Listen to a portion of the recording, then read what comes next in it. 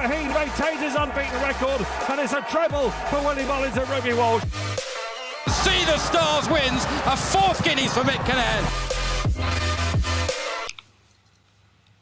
Good evening, and we're back. It's B, Ben, and George, and Dan. We're back for the road to Cheltenham. Hope you're all keeping well and you haven't got COVID like these other two. Yeah, just fresh out of isolation. That's it. But hope you're all keeping well. I think we'll just be a quick general video here this evening. Just the first 5 races, well, the 5 non-handicap races of day 1 of the Cheltenham Festival. And we'll just build it up as weeks go ahead in the lead to Dublin Racing Festival, and then the main showpiece itself in March. We've lost George, have we? Am I still here? George? Yeah, we just can't see him. Oh, okay. You have to cut that bit out. We'll start off with the Supreme Novice Hurdle, the curtain raiser on the Tuesday, and we have currently the top 3 in the market are, well, the 3 that this race is all about. Well, I think anyway. Constitution Hill, John Bon and Sir Gerhard, the 2021 bumper winner of the Cheltenham Festival. Dan, take it away. Who's your eye on? Yeah, well, I think John Bon looks the most likely winner to me. Obviously we don't really know. We're always going to say this. Everybody's saying the same thing, really, but we don't really know what's going to line up. I think the top 3 are probably the ones to focus on. There's not too much in behind, is there? Not really. Not given that you got Dysart Dynamo at 14s as well. He looks like he could go for either that or the Ballymore. I think he's short for the Ballymore. So I think obviously Constitution Hill was impressive at the weekend, just gone. But I think, to me anyway, John Bon, I think Sir Gerhard would do well to beat the Nicky Henderson pair. Just given I know you like him, but just given how they've looked so far, and I think the one with the most solid form is John Bon. Just given what he's beaten the best horses so far in the last respective races between all 3 of them. Without a doubt, John Bon has won the best race out of the 3 that have ran. Yes, the times are slow. Obviously, we know what's been going off with this bloody cat and mouse thing, trying to basically get him revved up. It's not working, so I don't see why they don't just basically try and get him beat on merit. And I don't think anything this side, unless obviously he faced Constitution Hill, but he's not going to do that for the festival. I don't think anything this side would beat him. And I think there's nothing else across the water that's going to beat him. He'd be the one for me, John Bon. Constitution Hill is favourite. I would probably. I'm a big Sir Gerhard fan. Was last year, still am this year. That's not going to change. I just seem to be Sheveley Park loyal. That's what my anti-post slips would say as well. But yeah, I just was so impressed. The last yes, Sir Gerhard is expected to win that maiden hurdle at the Christmas festival, but I just love the way he jumped and just love the way he done it. He's cantered around, and I know that's what John Bon and Constitution Hill have done too. They have cantered around, but I just think with the Cheltenham experience that Sir Gerhard has, I think 5-1's quite big. I think 5-1's it's big, it could be literally better than nothing. Yeah, I'm pretty sure that Sir Gerhard's going to show up here in 3 weeks in Dublin in the Farmer Chanel Novice Grade 1 hurdle, and if he wins that there and he wins it impressively, well, I think this market's going to take a bit of shaking up. I really do. But I definitely fear John Bon more than Constitution Hill. Don't know why, but I just have more of a fear. I think it's going to be a visual. I think this is more impressive. I think out of the 3, I think John Bon is at the minute the most likely one to drift in terms of. I wouldn't say he's drifting, but Constitution Hill is favourite here to win it. Yeah, I just think 15 short. 15 yeah, short. I think I wouldn't be interested. Well, considering the record Tolworth hurdle winners having this race, that's short. Yeah. 1 in 10. I know it's isn't it? 1 in 10. Yeah, 1 in 10. I think the last 10 years anyway that have won it. But and look at the Tolworth this year as well. It was probably the worst Tolworth in those 10 years. So the only thing you could argue is, like we were saying off camera, that he's a better horse. Yeah, he could be better than the other 10 in terms of the figures he's been putting up, especially on that when he beat My Eye. Obviously, I mean, to be honest, My Eye would have probably finished second in that Tolworth. just depends on how far you're beaten by. But Yeah. if you look at the thing I'm looking at is if you look at John Bon, you look at who he beat, that Colonel Mustard. Obviously, he was rated 144 by the British Handicapper. He isn't a 144 horse, is he? But he's certainly mid to late 130s. That's guaranteed. He's a solid sort of yardstick at that level. He'd proven that. Obviously, Napa's Hill. They're going to chin him in the handicapper, aren't they? Yeah, I mean, I think he's probably ran to late 140s, John Bon. I'm not so sure whether the other... I mean, Sir Gerhard definitely hasn't yet. Not over hurdles. I'm not so sure whether Constitution Hill has ran that yet by the 2 races he's won. If he has, it was definitely when he beat My Eye instead of the Tolworth, I think. But I think that Colonel Mustard would have probably been second in the Tolworth.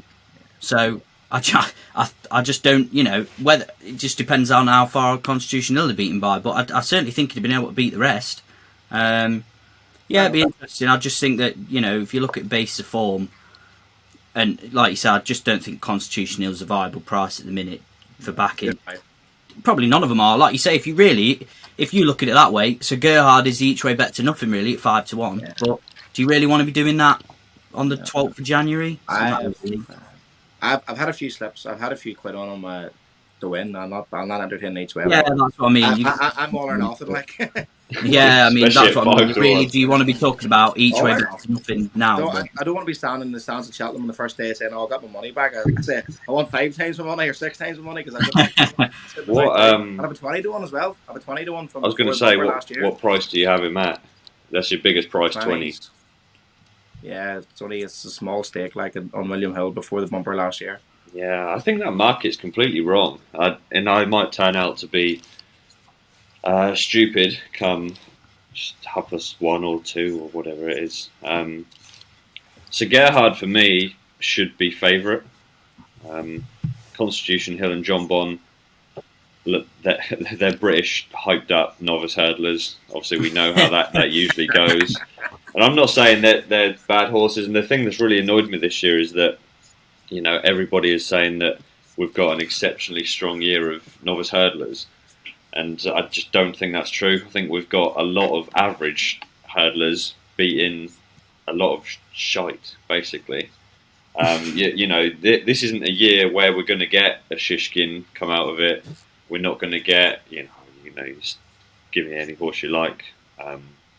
But to be honest with you, Constitution Hill, John Bon, one of those horses is going to get massively underperform in that race. One of them will. It'll just happen, whether they get pulled up or not.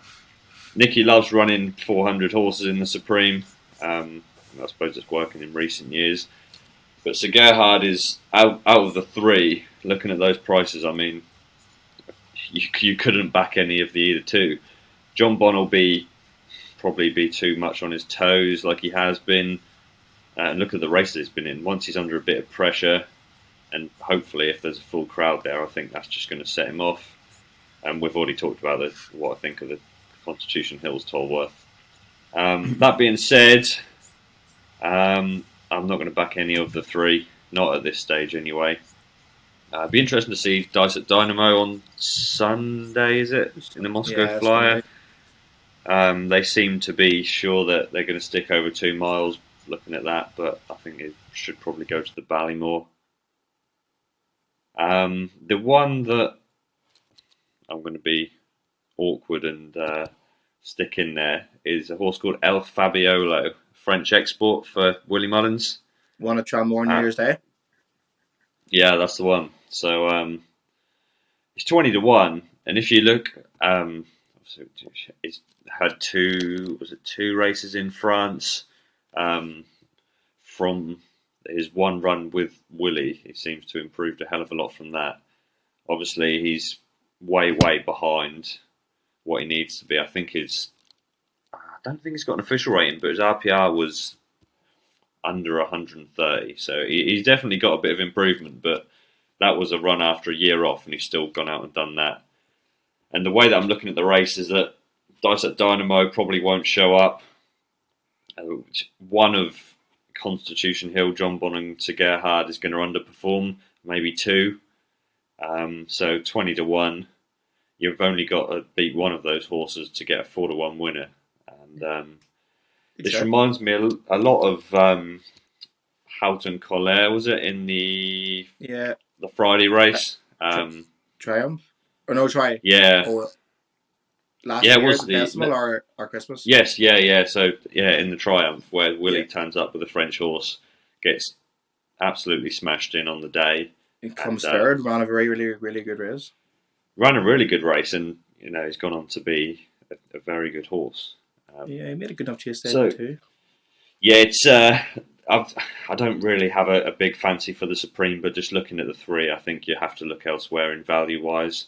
Sir Gerhard, John Bond, Constitution Hill, you could make them all 3-4-1 for me, and then you've probably got 2 or 3 in there that would have a decent enough chance at running the place. If Dice Up Dynamo does go to the Supreme, I don't think he'll necessarily be at his best sticking at 2, but he could run a big race. But El Fabiola, I think, is one that is definitely going to go there as long as everything turns out okay. And he could be another one that they decide to run in Dublin, and all of a sudden he's 4-5-1. Yeah, that race in Dublin's going to be key to how this market shapes. That Grade 1, 2 mile. It's going to be great. Can't wait. One more I want to mention briefly is Mighty Potter. Don't know, something about that horse. It run that Grade 1 at Christmas. I was at Ferry House that Sunday in the Royal Bond. Was a wee bit unlucky.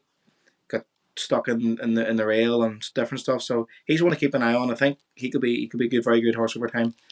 But yeah, El Fabiola for George, John Bond for Dan, and Sir Gerhard for me. Quickly moving on to the second race is the Argyle. Currently 7-4 favourite. Fernie Hollow, Edwardstone 9-2, Blue Lord 6s, Riviere de Tel 12s. I'll start off.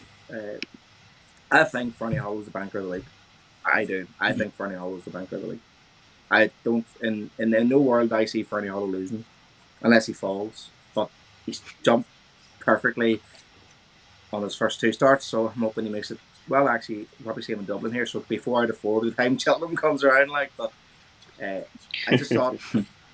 After so long out, after the hurdle, when he beat Bob Olinger over hurdles last season, so long out, he done so well.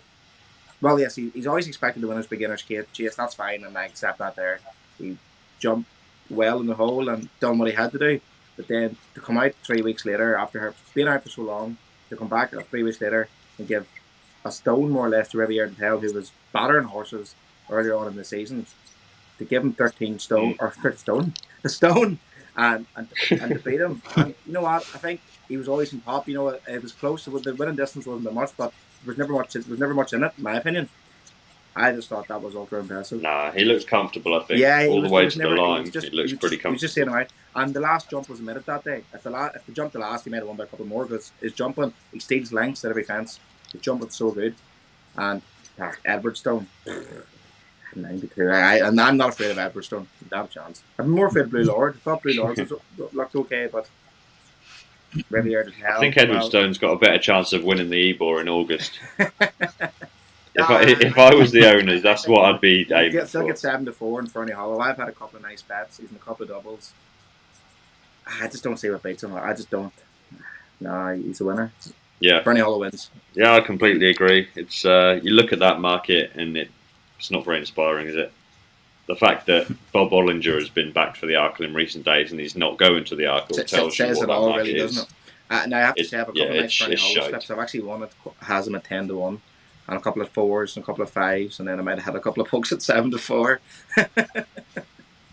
Yeah, I think he's the bet of the day. If you're gonna have one, for me, he would be the bet of the day. It doesn't look like Queen in the champion hurdle.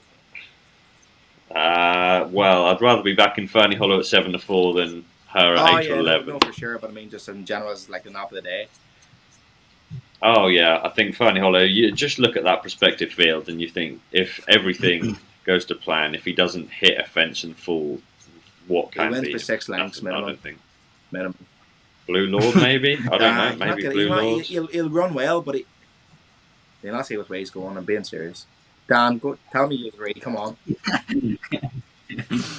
I'm not going to say much. You just made me laugh with your enthusiasm about him. But yeah, I agree. I think he's. I think he probably.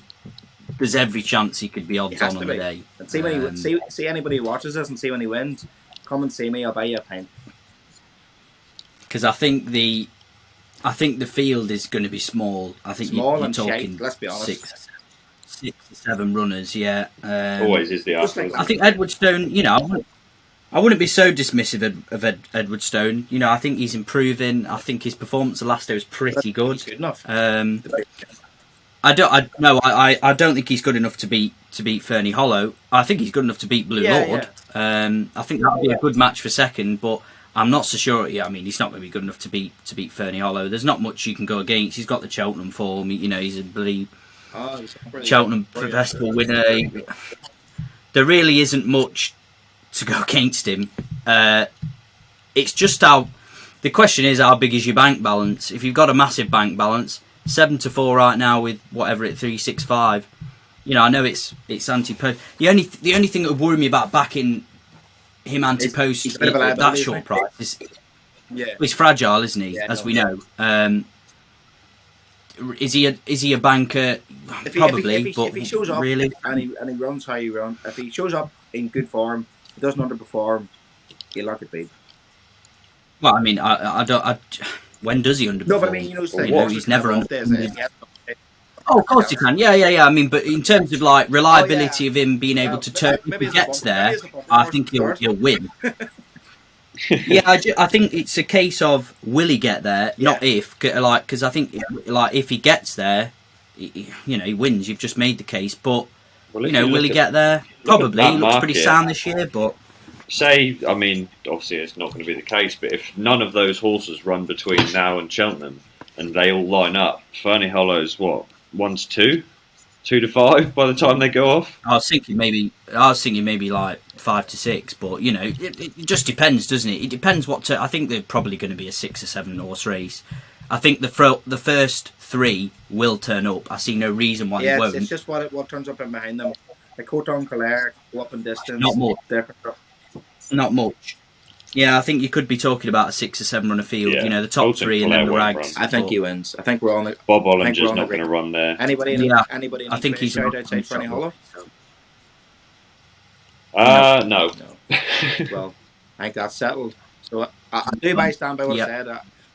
If I like you and you're watching this here, I might buy you a pint if Fernie Hollow wins because the wallet will be bulging. Roll up. Ben's opening his wallet. Someone take a photo. All right. Say no more. Just ask that last year. Bought you that pint and all like. What's your? Yeah, you did buy me a pint at Ascot last year. Yeah, fair enough. Anyway, but on the champion hurdle, I don't know what they call it, the showpiece of day one, where the Queen herself, who I seen for the first time in the flesh last month late November, and remarkable, the lost rewards. She is absolutely unbelievable. She'll win this race again. She gets her sign, doesn't fall, she wins. Probably by another 5 or 6 lengths again. She is incredible. She's a people's horse. Like I've never seen a horse or a human being get a reception like she did in the Winners' Enclosure at Ferryhouse. It was absolutely unbelievable. That's what racing's all about. Yeah, I think it's easier to just basically say, does anybody think that she's going to get beat? And you know what? I don't even think it's. I think you're talking about 2-1 shot, 2-1 on shot. So just saying, this is your 2-1 on shot because she's going to be short. She's going to be if appreciated. Here. Well, the only reason she is that sort of price is because Appreciated's in the market. What is the chance of him turning up if he doesn't run at Dublin? I'm pretty sure he's not going to turn up. I doubt it. I'd say it's probably at the minute. I'll give him the benefit of the doubt and say it's 60-40 he will. But if you don't see him at Dublin, that 60's going out the window. It's diminishing by at half. And I think if he doesn't turn up, she's a 2-1 on shot easily. Because he's beaten Shard that many times now. He's not going to beat people who. Do you not think it's finally his year? Well, do you know what? I actually think there's a bet in here at the minute, and I think at 14-1, I think Zanahir is absolutely the bet. I think way, he's absolutely in here. If you've got a bet in this market, because if he turns up on the day, I think he should be half that price. Look at how he's just Sharjah just beaten by neck. Yeah, but Sharjah has beaten twice. I don't get it. Sharjah beat him by 3 lengths before that, didn't he? In the but he's getting closer. The way I like horses that are coming into the best race of their life on the improve. This lad has got to just put up. If he puts up another figure that improves on the last one, which to be honest, that would probably mean unless he runs behind but unless he runs behind bloody Honeysuckle at Dublin Racing Festival, because he's not going to beat her. He'd have to win to put up a better performance. But if you look at his RPRs, he's improving as a 4-year-old. There's absolutely no doubt that he is improving, and last year they're just babies, and last year he just looked like he just got lost. And you look at how he finished the race last year. He was not stopping up that hill. He was flying. He was coming home the better of the lot. And he just got, this year, honestly, I think 14 to 1, I'm more. I literally looked at it. It's funny because I looked at it last night and thought, oh, bloody hell, that's a bit crap. Because I looked at 10 to 1 on 365. I thought, really now? 14 to 1, like that. I know it's no run, no bet, but we know he's going here. He's going to go. So you're looking at him getting injured over the next couple of months because he's absolutely going for this race. What other race is he going to go for?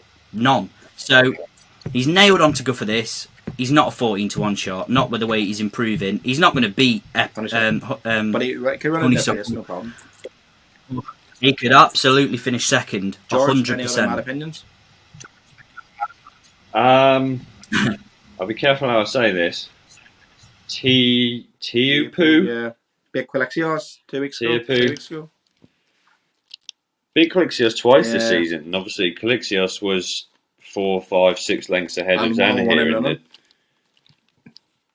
Yeah, so it's it's one of those ones where I think, again, just like the Supreme, you can look at something at a bit of a bigger price. We all know Honeysuckle's gonna, if she runs to her form, she's gonna win. And to be honest with you, if you have a quick glance at that champion hurdle market, you could easily mistake it for last year because half of the horses ran behind her already. So we can rule out half of those. Another quarter of them are just not good enough. Some of them aren't going to go. So I think you're really between... I don't think Appreciate It will make it there. You're between Sharjah, who he's won both times this year, but... That's his race. Always comes up a little bit short, doesn't he? Yeah, but yeah, the Tiupu is, I think it was ridden by Jordan Gainford last time. Yes, that was, I believe, in the second time. And I was reading his interview after the race earlier this morning, and he was basically saying that being out in front for so long, the horse just idled and got bored. As soon as he saw another horse, went and won his race pretty well. And Jordan Gainford, as we all know, is a pretty good judge of a horse, and he's saying that this one, compared to maybe some of the others that they might run in other races across the week, is going to peak in March, April. So it's one that's got a lot of improvement, and 20 to 1 in a champion hurdle, I think, again, I don't want to keep going back to that, he's only got to beat 1 or 2 of the big ones to get a place. But I think I don't see any reason why Quilixios would turn it round. Horses like Aspire Tower, Abracadabras, they're not going to beat him. There's definitely value there. Yeah, I don't even know if Abracadabras is going to go. It'd be interesting to see, I suppose, closer to the time if they do a market without Honeysuckle, because if you're getting, we've got 4 horses in between, even if you're getting 5 to 1 maybe without Honeysuckle, yeah, I think it'd be a massive price. But 20 to 1 each way, with the improvement that the horse has got coming, I think it's going to turn out to be, I'm not saying that it'll go off that price, because if it gets there and has either no runs or one in between, it's going to be half the price, just for the fact that there isn't many each way players. They're going to have to shorten up some horses. It's not going to be Sharjah, because we already know everything about Sharjah. Maybe Zanahir, can't see any reason why anybody's backing Epatante. So yeah, it's purely based on price, but I think Tiapu could be one that will go off at least half of what he is now. Well, all aboard the Honeysuckle Express. It's not really a betting race for me. I just want to see her win and just get a good Cheltenham row and a good Cheltenham celebration. So come on, the Honeysuckle. Dan, Honeysuckle. Well, yeah, like I said, and Tiapu for definitely. I never really looked for much value in the race because I just want to see Honeysuckle win and. I haven't, but I just thought the last time he surprised me. Yeah, I just thought he ran a great race, and I just thought that 3 times on the trot. Anyway, so moving on to the Mares Hurdle, where it was a bit sad this morning when I watched up on the ante and Gavin Lynch had stole my speech for how to introduce the winner, and then David Jennings decides he wants to try and sing. Yeah, so tell me something, girl. Maybe no. But like the evidence they have in the market, she's now 4-1. She was 6-1 yesterday before they announced that. Now she's 4-1 now. That's ridiculous. Across the board. I don't get it, man. Yeah, there was something else that Gavin put up the other day at 20s, and it was instantly came second to 33-1. Yeah, it's ridiculous, isn't it? Yeah, now he's back into 16. Oh yeah, because yesterday he said he would disagree because he should run the horse had ran 3 times and. Well, I to be honest, just quickly on that. Oh, I no, won't give up on but I mean, that one. the influence what he said. They've chopped that. Yeah, they've chopped the price up again. Yeah, it ran 3 times and they push. I mean, them pushing out 33-1 was just ridiculous. Overreaction. Yeah. But tell me something, girl. Generally 4-1, a bit of 9-2 available on Paddy Power. Stormy Ireland, second favourite. Epatante, third favourite in some places here, but she won't go near. Royal Kahala, Heaven Help Us, Burning Victory, and the rest are. I don't really see the rest causing any dangers, unless you two think otherwise. But I wouldn't say it's dangerous. You never know. That's the top 6 or 7 in the market there. Who wants to go first? Who's? I don't really have an opinion, but I don't have a strong opinion in this race. Like, I don't mind taking it up because I've got a bit of a stupid one, and then I'll give you the winner afterwards. So, was it the Leopardstown Grade 3 that Tell Me Something Girl ran in behind Royal Kahala? What, like 2-3 weeks ago? I think it was a Royal Kahala and was it length? Yeah, length and a half for £5. I think it was. So, I mean, you look at that and you think, Tell Me Something Girl's turning it around. So you wouldn't be worried about that at all. The horse that came 4th in that race is a horse called Finest Evermore. It had a year off. Yeah, if you go back and watch it, from about 2 out, it was sat in the middle, dropped back to last, and then stayed on like the horse had a complete second win to finish, not that far off the front 3. Obviously, it had been off a year. I think what really happened is that from between 3 and 2 out, she's just got a bit outpaced, and when she realised that, oh shit, I better start moving, she really caught him. The only reason I wanted to mention that is because I think she's 25-1 best price.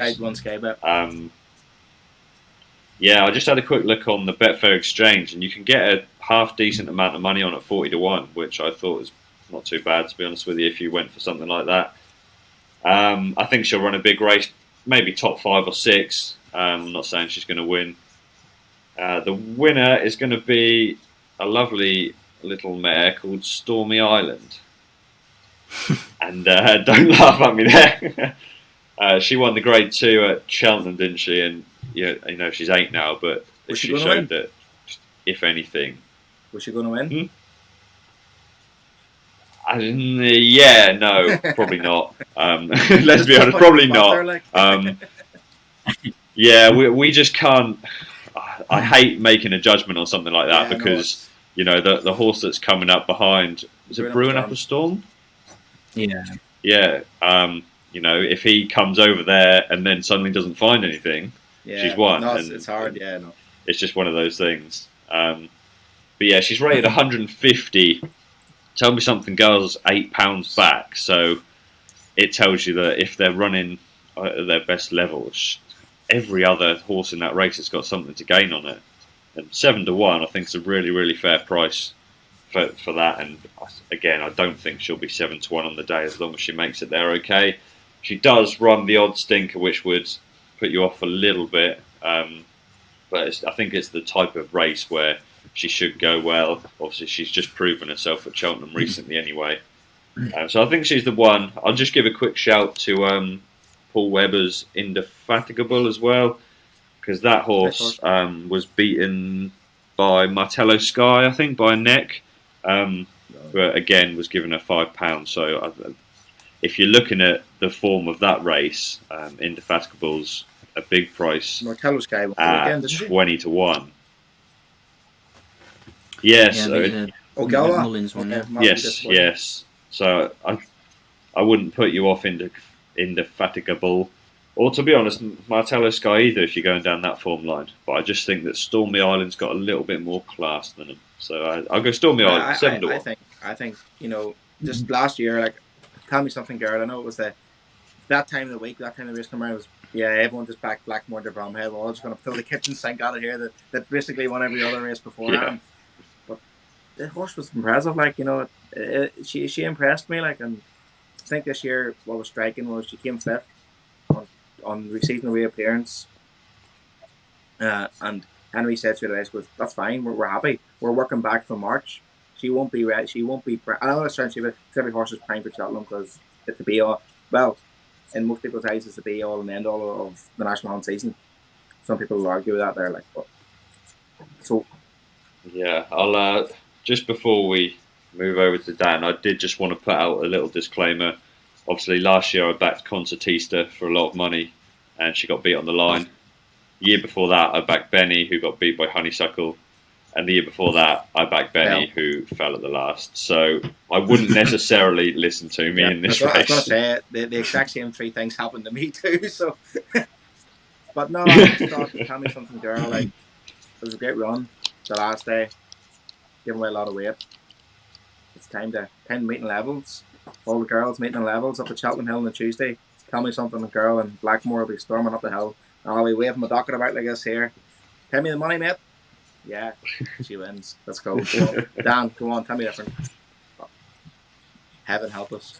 Yeah, not a massive race for me. Yeah, heaven help us. Cheap pieces go back on for Cheltenham. He's a bit of a shrewd operator, is this geezer, isn't he? So I like myself. They've not put the cheap pieces on it yet.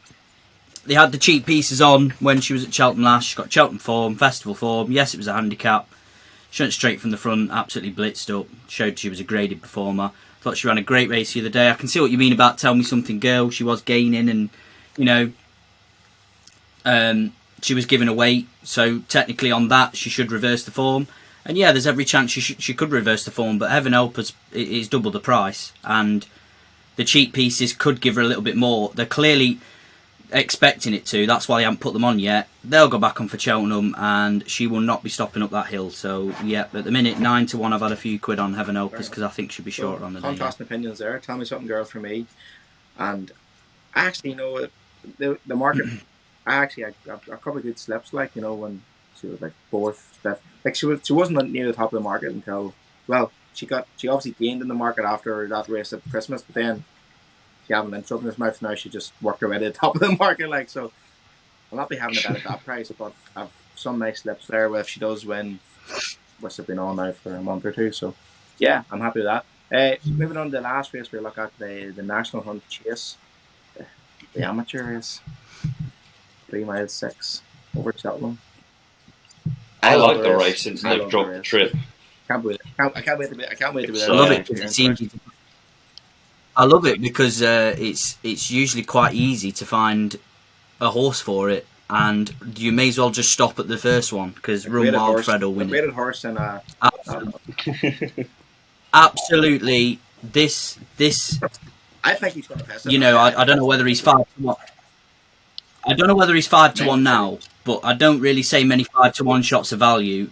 He at 5-1, he's value because Statler will not stay 3 miles 6. No chance. You look at how he won the last day. Horses do not win like that over that trip he ran the last day and win over 3 miles 6. Mr. Yeah, I Fred agree. Rogers, I don't even know why that's in there, but Vanillier is just, you may as well run Vanillier over 6 miles. Doesn't jump. He's not. I know. He's not. I know. No, Sometimes not. 3 miles 6 And you can get away. You can get he away with doesn't jumping. jump well He enough. doesn't jump well enough. Yeah, no, he doesn't jump well enough, and he He's needs pretty about good 6 over miles. 3 last time though. In the Bartlett, was it? 3 under 3. Hey. He was pretty good Vanilla over 3 miles in the Bartlett. Oh, definitely. But you know, jumping a hurdle and smacking a hurdle is completely different to smacking Just like Yeah. what Ryan fence. Fred did in the grade 1. Especially when you've not got a professional jockey on your back. Just a another note professional about jockey. Ryan Fred too. That Run- race at Christmas, he smashed the one down the back straight, and how he stayed up and still ran on. I know he could beat about 10 lengths, but Fury Road's Fury Road's. It's not. Yeah, Fury but Road's the not a thing is- superstar, but he's a good horse. Run Wild Fred has had Yeah. how many Arsenal chasers now hit the because he cross didn't win as a Won the Troy. you know, he's still a novice because he didn't win. win. Because he didn't win, he gets to keep going as a novice because he didn't win. So now he's in this race, right? And who's going to ride him? Jamie Codd. Jamie Codd. And you're going to get the best rider on Steering the job. best horse. Well, I wouldn't go that honestly, well, no, but at 5-1, let me tell you, if he turns up on the day, he will be at least half of that. Because I just honestly, the more I look at it, the more I actually think this one at the minute at 5-1 could be the best bet of the day because I think he's really good value because I honestly think he's going to have the best jockey on. I think he's best horse in the race. He's proved he stays the trip. The only thing that's bad is that he's Cheltenham form. You know, that's it. Apart from that, you know, but in this race you can sort of forget about that because a lot of the time horses are just coming in that have not got Cheltenham form. You know, look who he's trained by. He's trained by it's all the right signals. It's there staring you in the face. This is probably one of the easiest ones for me to just say, yeah, back him now at 5 I'm all for it. before he goes. I think you would have been worried before about the grounds. Obviously, he'd only run on soft or heavy for a couple of years. But then, obviously, he went to the Troy Town and won on good ground. So I suppose that's out the window now. He's going to get compensation. I completely agree with you. I'm not in compensation. Come on, boy. I don't often agree with you, to be honest, Dan, but I think you're probably right. I think he's the one. 3 under 3.5 is an interesting horse who's obviously running in a Grade 2 at Warwick this weekend coming, so I think we'll learn more about him there, although he's odds on for that. It's a pretty poor race. After the last time, I think the McNeils were talking about in a year or two having a tilt at the Grand National with him, so they must think that he's a good horse. Yeah. And you know that's been the target all year for him. So I think if Run Wild Fred doesn't perform on the day, 3 under 3.5, I don't know what price he is, but I think he'll run a place at least.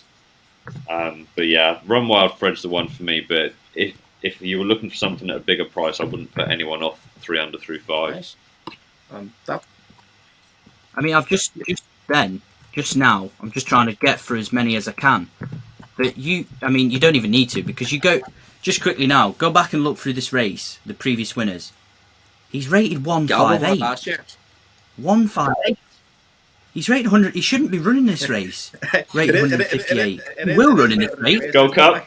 But he shouldn't be running in this race. He's 5-1. You know, I could probably ride him and he'd still come in the top 4 because he shouldn't run in this race. They put a load of slow horses in on with no offence because it's a great race, but there's a lot of jockeys that you know they're out of the depth, and you've got Jamie Codd riding a horse rated 158 in a race where you're going to have levels horses rated £20 lower. 5-1. Fill your boots, mate. I can't wait. I'm turning this off. I'm getting straight back in. I'm getting in again because he's not. There's no way he's not going to give you a real good money. You know, he'd probably fall at the first now, but he's not going to give. There's no way he's not going to give you a real good run for your money. Fill your boots. Telling you. My enthusiasm. Fuck, I love yours. Honestly, this is a good bet. 5-1. That's a good bet. I was trying to conclude the show with if there's one horse that gets beat at Cheltenham, what one's going to leave you out of pocket most? But by the sound of if Run Wild Fred gets beat, You're going to be bankrupt.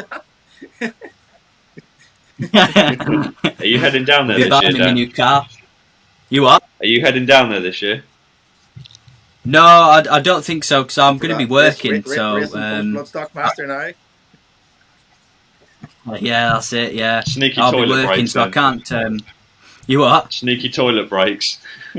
So, no, we'll be watching absolutely, but I'll probably be working. But I won't be off my laptop for about 3 weeks before. I'll have no eyes left by the end of it. So yeah, but yeah, I don't think I'll be down. I don't. So. Yeah, I'm going to see you there, and hopefully we'll have a big winner between us all. What do you think your best one is on the day? At the so minute, far? Fernie Hollow. I might be a wee bit knee deep in. Yeah, it's one of those prices now at 7 to 4. Yeah, you have to have a fair bit on. You know, when he wins, I'm going to say when he wins. You know, my payouts are going to be coming from 3, 4, 5 to 1 slips. You know, there's not too much that's going to be coming off the 7 to 4 shot. You know. Oh yeah, but yeah, you do love a short price one getting beat at Cheltenham, don't you? I think. Which one? Which one's going to stay? Tears every now and then. They're not all going to win. So one of them is going to get a beat, but we'll see which one it is. Hopefully, it's not one that we've got in decent slips or anything. But you know, it usually is. But I've got him in good bets, well, whatever. You know, like they've got a few decent prices that are now shorter. But you know, I'm never going to say to bet it. The one I will say is I've just been on about him. Just get it on him now because at 5 to 1, he is the value of the day at this moment right now. Because if he turns up, he'll win. So just get on Run Wild Fred, just to save yourself a little bit of money at the end of the day. Buy for a chippy or something on the way back up the road. Hopefully, he'll buy me a new car. Oh yeah. Okay, well, then that concludes the 5 non-handicap races of day 1. Hopefully we'll be back next week to have a quick look at day 2. I think the plan is, you know, each Thursday we'll probably upload a wee video in relation to Cheltenham and get a look at Dublin Racing Festival, which is on now in a few weeks. Hopefully I get to attend. Fingers crossed this COVID. Yeah, hopefully we can get there. You're a man on the course. Fingers crossed. It's good to be I'm there refreshing the Leopardstown page every day. Love going racing, love having a bet. Yeah, that's what it's all about. That'd be good, but yeah, hopefully we've picked out 1 or 2 early ones anyway. I don't think Dan's quite got the influence of Gavin Lynch. I don't think Run Wild Fred's going to be 6 to 4 tomorrow, but you never know. It won't be 5 to 1. He won't be 5 to 1. Max. The market will be moved. The market will be moved in about 2 minutes. But yeah, we'll wrap it up, and it was good to be back, and we'll see you next week. Yep. Cheers.